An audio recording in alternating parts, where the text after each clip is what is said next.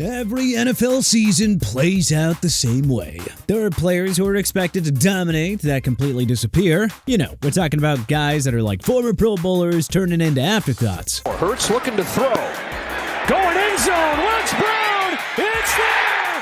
Touchdown. The big money stars who can't find a way to make an impact on the field. And meanwhile, players everyone wrote off come back from the dead and show us exactly what they're all about. Of course, 2025 has been no different. So, let's break down 5 players who completely fell off this year and 5 who revived their careers when nobody saw it coming.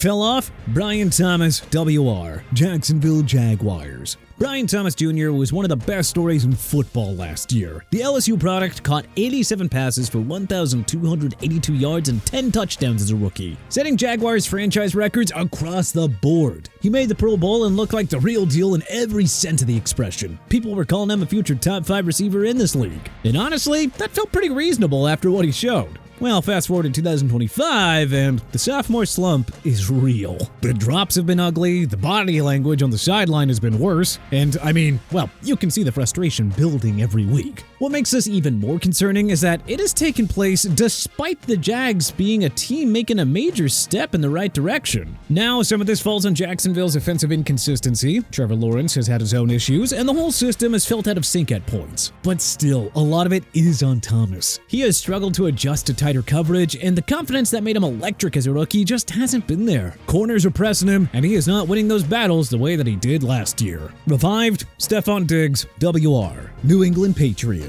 On the flip side, less than a year removed from an ACL surgery, Stefon Diggs is playing like vintage Stefon Diggs. Something that, honestly, based on his last couple seasons and his offseason antics, nobody really expected. The Texans released him after he tore his knee up in Week 8 of last season. A 32-year-old coming off another major injury, well, I think most people figured that was going to be it, that the career was finally winding down. But New England took a swing anyway. They signed him to a 3-year, $63.5 million deal in March, and it is paying off in a big way. He's currently on pace for the 6th 1,000-yard season of his career, something that the Patriots haven't had a receiver hit since Julian Edelman back in 2019. That is how long it's been since New England had a legitimate number 1 guy. What stands out most is the chemistry with Drake May. The second-year quarterback needed a veteran presence to lean on, and Diggs has become exactly that. Kind of like he was for Josh Allen when he first got to Buffalo. He's the go-to guy on 3rd down, winning contested catches again, and showing the young receivers how it's done. Fell off? Geno Smith, QB. Las Vegas Raiders. Joining Pete Carroll in Sin City to revitalize the Raiders was supposed to be a feel-good story. Instead, it's been an absolute nightmare. Las Vegas traded a 3rd-round pick to Seattle for Geno Smith, then gave him a 2-year, $75 million extension. Presumably, they looked at what he did with the Seahawks, the Pro Bowl season, the revitalization of his career at 32, and figured that, hey, they were getting a bargain here. Unfortunately, now Geno is 35, and what they actually got has been a league leader in interceptions and some of the worst offensive football that we have seen in quite some time. The tape tells you everything that you need to know. His deep ball, once a real weapon in Seattle, has completely disappeared. That's why so many of his picks have come on deep shots. The velocity just isn't really there anymore. The Seattle revival was cool while it lasted, but this Las Vegas experiment, yeesh, it may have officially ended his career as an NFL starter. That is a rough way to go out. Revived? George Pickens, WR, Dallas Cowboys. Talk about a change of scenery working out. A year ago, George Pickens was a headache in Pittsburgh and becoming an afterthought in their offense. The talent was obvious. Heck, you could see it every time that he went up for a contested catch. But the maturity was a whole different story. The anecdotes were endless. Wearing open effing always on his eye black during games, routine fights with opposing defenders, his continued issues with showing up on time, including to the games sometimes. So Pittsburgh shipped him out to Dallas in May for a 3rd-round pick, and immediately looked foolish for doing it. Pickens has looked like a top 5 receiver for the Cowboys, and already set career highs in every major category. He has become exactly what Dak Prescott needed, a physical receiver who can win at all 3 levels. Alongside CeeDee Lamb, the fit has been seamless. Pickens is getting the volume and trust he never consistently had with Pittsburgh's revolving door at quarterback. Fell off, TJ Watt, edge, Pittsburgh Steelers. The guy has been the face of the Steelers defense for years, a perennial defensive player of the year candidate and one of the most feared pass rushers in football. Nobody wants to say TJ Watt is declining, but the tape has been very rough this year. And here's the kicker. Watt just signed a 3-year, $123 million extension that pays him $41 million a year. More than Garrett's deal, for less than half the production. Ooh, yeah, that is not a great look for Pittsburgh's front office. The explosiveness that made Watt a nightmare for tackles is fading. His get-off time is slowed, and he is not getting to the quarterback with the same frequency that he once was. The Steelers paid him like he's the best in the game, and right now, he is not even close. That's a hard reality to accept in Pittsburgh. Revived Christian McCaffrey, RB, San Francisco 49ers. From IR to immortal, Christian McCaffrey is quietly having another awesome season after playing just 4 games in 2024 due to a myriad of injuries. And looking back, it's clear how badly the 49ers missed him last season. San Francisco's offense never found its rhythm without him. They went from Super Bowl contenders to watching the playoffs from home. People wonder if the wear and tear had finally caught up to one of the most used backs in the league. Maybe the body just couldn't hold up anymore. But those people, oh, they were wrong. McCaffrey is once again running it up on opposing defenses, both in the run game and catching passes. The guy is a yards from scrimmage monster and finding his way into the end zone for San Fran with a startling frequency. The explosiveness is back, the vision and instincts, well, they never really left. The way he cuts through traffic and makes defenders miss in space,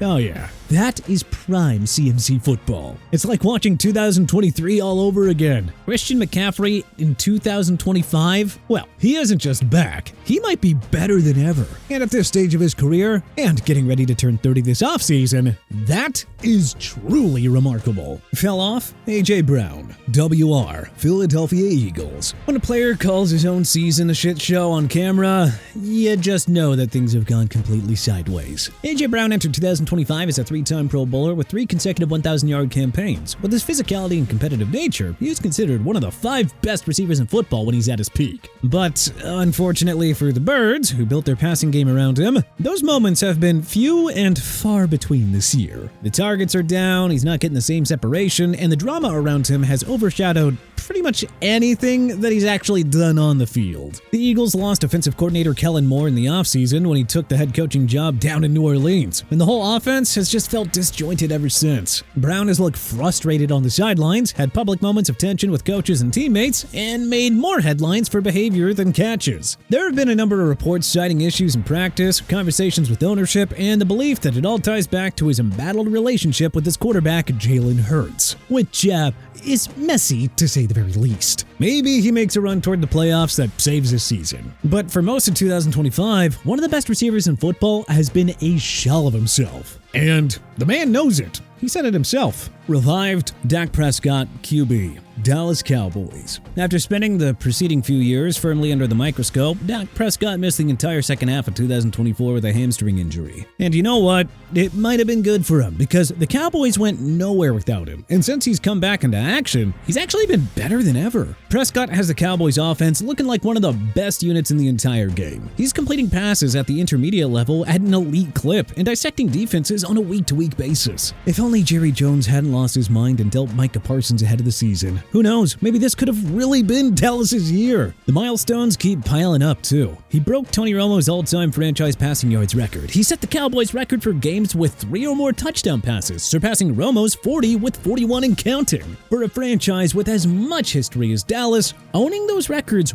really means something. He is the heavy favorite for comeback player of the year and might even sneak into the MVP conversation. And when you watch him play right now, well, you understand why. This isn't a guy who barely survived an injury. This is a guy who came back and leveled up. At 32, Dak Prescott is playing the best football of his career. He's made the Cowboys legitimately fun again. Fell off Tua Tagovailoa, QB, Miami Dolphins. It's been rough this season in South Beach, and nobody has felt it more than Tua. Things have sort of been trending this way in Miami ever since they gave him that massive extension, but this season, he has hit new levels of disappointment, and he is dangerously close to leading the league in interceptions. Not exactly what you expect when you shell out over $200 million for a quarterback. The Dolphins have salvaged a couple of wins down the stretch, but let's face facts. The days of believing this iteration of Miami is a legit contender are long gone. Losing Tyreek Hill to an ACL tear certainly didn't help things, but even before that, Tua was struggling. He's having trouble generating velocity on deep balls, giving safeties time to undercut routes, and he just looks out of sorts running the offense as a whole. It just feels like the defenses have adjusted to what he and the Fins want to do offensively, and Tua just hasn't been able to counter. Revived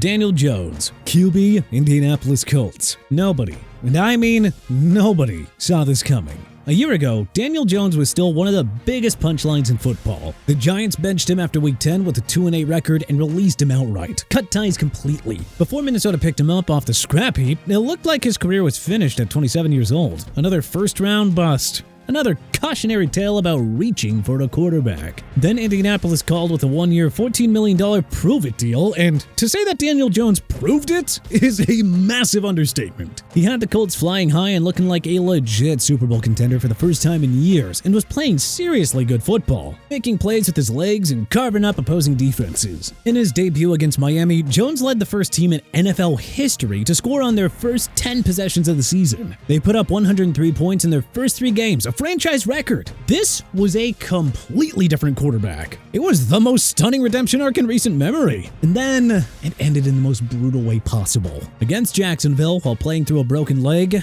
Jones dropped back to pass, released the ball, and crumpled to the ground, clutching his right calf. Torn Achilles. Magical season over just like that. The guy went from laughingstock to legitimate MVP candidate before having it all ripped away. That's just the cruelty of this game sometimes. But Daniel Jones deserves some shine still. He reminded everyone that he could play at an elite level, and that is something that nobody can take away from him. Whatever happens next, he has definitely earned it. But hey, which of these players has surprised you the most? Who do you think still has a chance to turn things around? Was there anyone that we may have missed who deserved a spot on this list? Let us know in the comment section below. If you liked this video and learned a thing or two, then clicking the like button helps us out a ton. And you know, we really appreciate it. If this is your first time coming around to TPS though, then subscribing is a great idea, because we put out videos like this every single day. But as always, thanks for watching, and we'll see you guys next time.